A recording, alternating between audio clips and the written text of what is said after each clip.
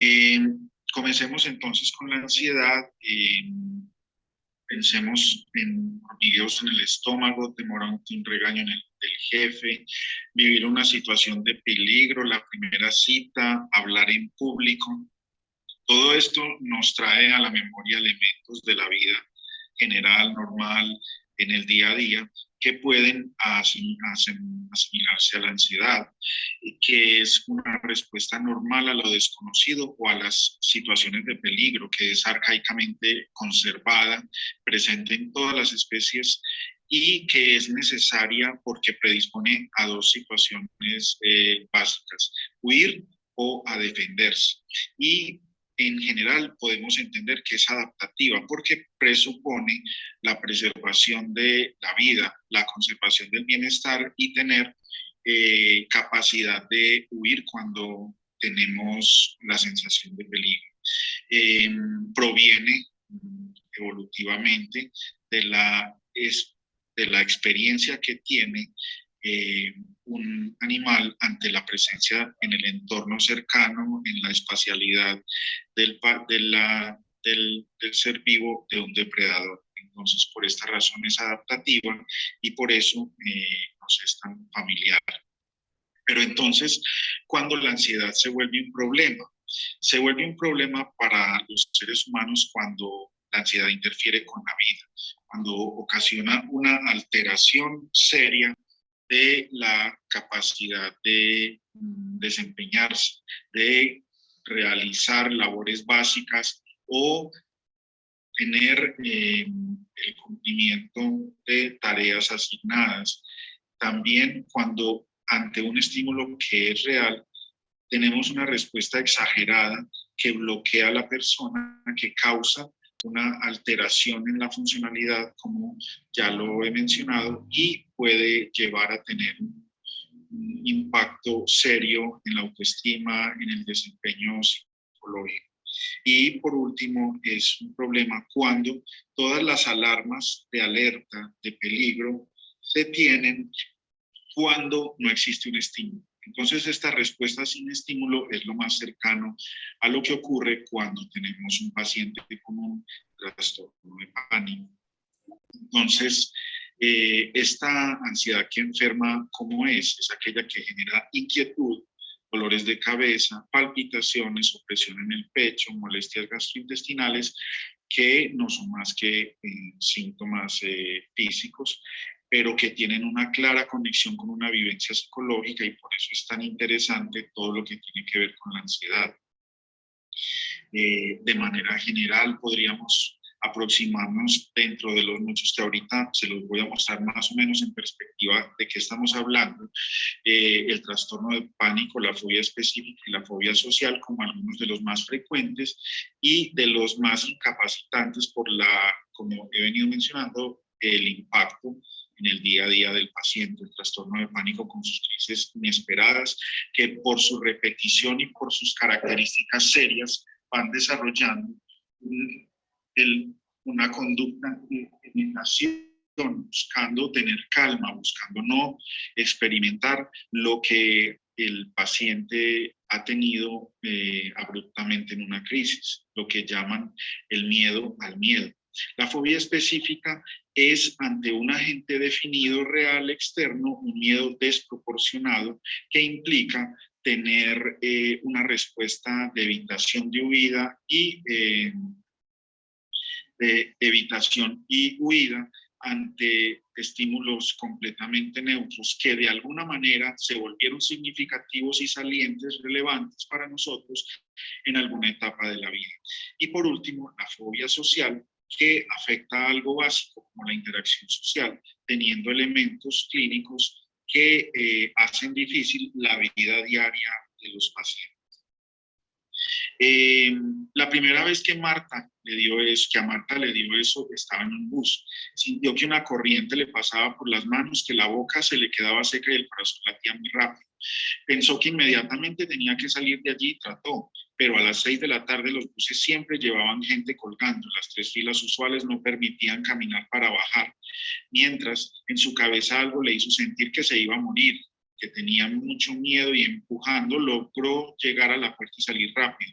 Los días siguientes sintió miedo de que eso le repitiera y si no tenía para el taxi, caminaba hasta su casa, a pesar de que se demoraba hasta 2 horas y llegaba muy cansado. Esta sensación le repitió en un ascensor y luego en un taxi, hasta que el solo imaginar estar en lugares cerrados le hacía sentir una angustia grande. Esta descripción, que pertenece pues a una paciente real, narra cómo de una manera inesperada comienzan a tenerse sensaciones corporales angustiosas que van teniendo un impacto en la conducta hasta que la persona va perdiendo escenarios normales del día a día. Entonces, es importante entender que estos síntomas de pánico pueden incluir elementos físicos, fisiológicos y cognitivos que son muy importantes, como palpitaciones, taquicardia, sudoración, temblor, disnea, sensación de ahogo, que hacen aumentar la ansiedad, dolor o molestias precordiales, náuseas, mareo y sensación de desvanecimiento. Experiencias de desrealización en la que hay alteración de la percepción de sonidos, de la percepción de superficies cuando tenemos despersonalización, miedo a perder el control, miedo a morir, miedo a enloquecer, hormigueo y oleadas de calor. Estos síntomas pueden durar entre 2 y 5 minutos y usualmente motivan la escapada del paciente de la situación y se asocia esa salida del escenario con la disminución de los síntomas. Por eso es tan importante, porque es el elemento básico de la constitución de lo que denominamos evitación y que va gradualmente tomando posesión de espacios vitales que son necesarios por lo demás para la actividad normal de cualquier persona. El trastorno de pánico entonces es un trastorno que consiste en experimentar ataques de ansiedad o crisis de angustia súbitos e intensas, con sensación de morirse o volverse loco y tener estos síntomas que he descrito, y que hasta que se controla la situación puede llegar inclusive hasta los 30 minutos. No tienen desencadenante claro. Cuando usualmente se hacen la pesquisa diagnóstica de laboratorio no se encuentran alteraciones y es más frecuente en mujeres y en pacientes jóvenes.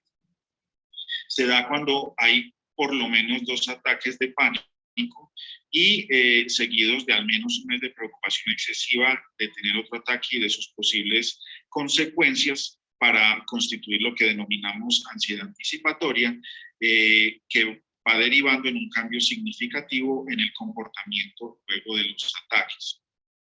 Adicionalmente, es muy frecuente que podamos escuchar o leer la asociación seguida del trastorno de pánico y agorafobia, porque esta es la agorafobia, el agora, que es como una especie de teatro antiguo, abierto, es exactamente ansiedad acerca de estar en lugares o situaciones de las cuales es difícil escapar y obtener ayuda. Son el temor tradicional que de alguna manera hemos conocido u oído acerca de estar en un sitio abierto, un espacio amplio, donde hay una multitud, la angustia que muchas personas sienten por estar en un concierto, en un escenario amplio, gigante, o también la descripción de nuestra paciente, temor a estar en un sitio donde nos sentamos encerrados y en situaciones de las cuales es difícil escapar u obtener ayuda.